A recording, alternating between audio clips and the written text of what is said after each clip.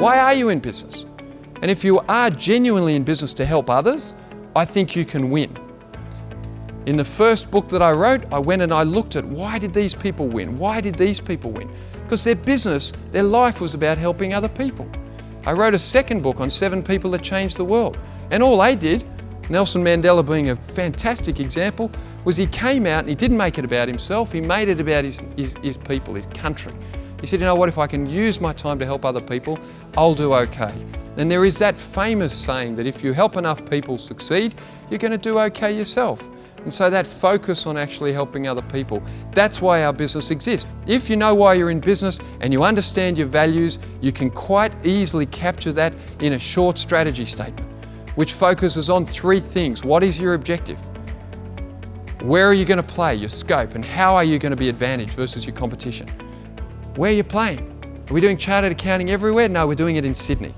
Are you doing every sort of service in the world or just helping private business owners? Just helping private business owners in Sydney. Okay. And how can you have some advantage? Well, we thought that by deeply understanding our place, because we've done it for over 20 years, we could probably build a systems and some processes and some insight that was unique and different and could genuinely help those people. And we would use it in our own business to demonstrate that we weren't just people that said something, we were people that showed people how to build their private business by our own conduct. So when I came to building the business, I had learned a lot. In my first book, I went and interviewed 34 inspiring Australians that had actually worked out how to achieve their goals. And so I didn't end up calling them successful people. I called them people that had learned how to achieve their goals. Because not everyone agreed. I would meet people that go, well, I don't like this person, I don't like that. I said, hey, you don't have to like them. But what all of them can show you is they'd worked out their goals and they achieved their goals. To whatever degree that was authentic to them, they did it. And you don't have to agree. But what I learned was what makes a difference is that, as Imelda mentioned and as Wayne has definitely demonstrated, most of what we want to do, someone's already done. You know, the old saying that success leaves clues is true. Now, what's always great about a statement is if you think about that. Do you want to be a canned person? Yep. Do you want to have a plan to be a canned person? Yep. Do you want to have a plan to win? So what we did was came up with a methodology, and we've used this in the business. Now, the business has grown at over 35% on a cumulative average basis every year for over a decade. And the principal reason is because of our ability to continually gather great people around us as clients, as team members, as partners, as suppliers, to treat them well, and by that push them to be their best selves and the best professionals they can be, the best client they can be, the best supplier they can be, and know that if we do that, it will all win together. Understand your core values, what matters to you. It's your business. You don't have to do business with people you don't like. You don't have to employ people you don't like. You don't have to hang around people. You've got a short amount of time, you'll be dead soon, as I will, and you never know when that's going to be. So you don't have to spend your time with people that don't resonate with you, that don't value what you do, that don't treat people the way you want them treated. Easy. Know who you are. Yeah, but that's hard. Great. If you can't work out who you are, work out who you admire and work out who they are. And the good news today is everyone's got a $1,000 learning device in their pocket. In 1969, no one had a university in their pocket. Today you do. It's called your iPhone. And it's actually not for Pokemon Go, it's for educating yourself and developing yourself through YouTube. All of the people that I went to see as a 22-year-old, I had to write them a letter and put it in the post and then ring them on a phone to get them to talk to me, 5,000 phone calls in 3 months. Okay? And then I had to track them down. Today, you can just stay at home and say, what does Warren Buffett think? There's hundreds of hours. What does Nelson Mandela think? Hundreds of hours.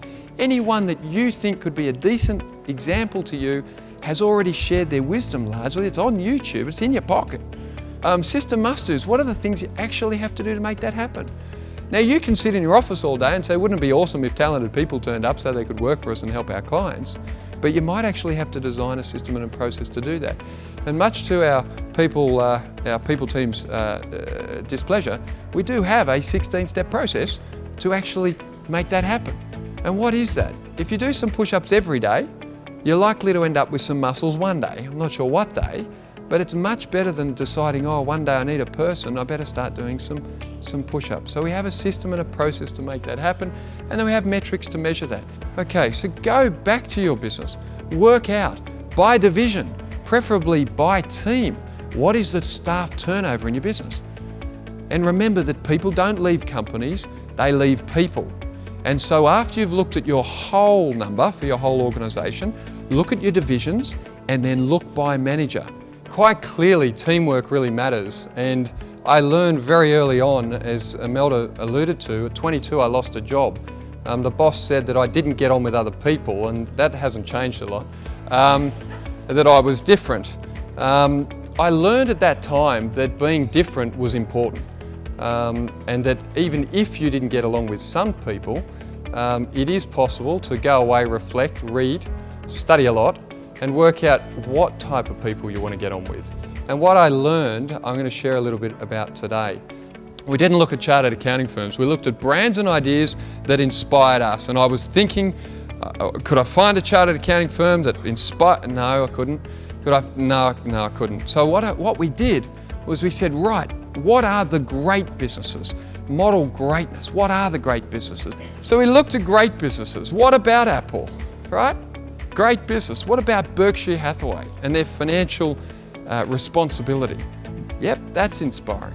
What about the Four Seasons Hotel? If you haven't been there, just go there for the service experience. So I phoned her up and I said, look, we're not in a competing business, but I'd love you to show me, how do you do this? I went in, they gave me a 2-hour presentation. It was amazing. Well, what was interesting was quite simple. They said, Brett, if you want to have people that will give great service to your clients, just get people that like people. So across that line, where do we want to be when we grow up? What is our mission? We want to help people. What is our ambition? To be known to help people. And who are we promising? We're promising to help private business owners go somewhere. Get to their somewhere, not our somewhere, but find out what they're trying to achieve and empower them and help them to get there. How do we know if we're doing this? Well, in order to actually do that, we've got to know what are the critical things that have to do that to make that happen. Now, in our business, following that people line across, we know we have to have great people. We have to have people with a heart for people that will genuinely commit to being trained, commit to the client, commit to the process, even when it hurts, of helping. They're not easy to find, so we have to have a rigorous process to do that. And by the way, not a lot of people are being raised with those values today, so the challenge is harder than ever. We do find that often older people have those ideas in spades. Now imagine a sporting team, a professional sporting team going onto the field, and just before they went on the field, remember in our businesses we're on the field, but just before they went on the field, you get each of them, you say, what's your strategy for the game today? And they can't tell you. Can anyone think about how well that's going to go? Not well. And that's how so many businesses are playing. Your front desk girl, your back desk girl, your front desk boy, your back desk boy, everyone should be able to say at Kelly+Partners, we're here to help private business owners go somewhere. That's pretty simple. You could probably share that a little bit, even if you do it badly. It's better than doing it not at all. And then as you rip through these holes, put anything in there. Because being half a man with half a plan is much better than firstly being somebody with no plan and secondly being a can't. But I want you to meet me or our team and not understand what we're trying to do. It's not that hard. We're just here to help people go somewhere. Our people first and them to help our clients. And that's part of the little secret that we've got of deep thought in order to build a big building, a solid foundation. Most of the research indicates that life is actually about the power of and. The two most powerful words in life and business are no and A-N-D, and. And the answer to most questions is great management and leadership, because without both, you're not going anywhere.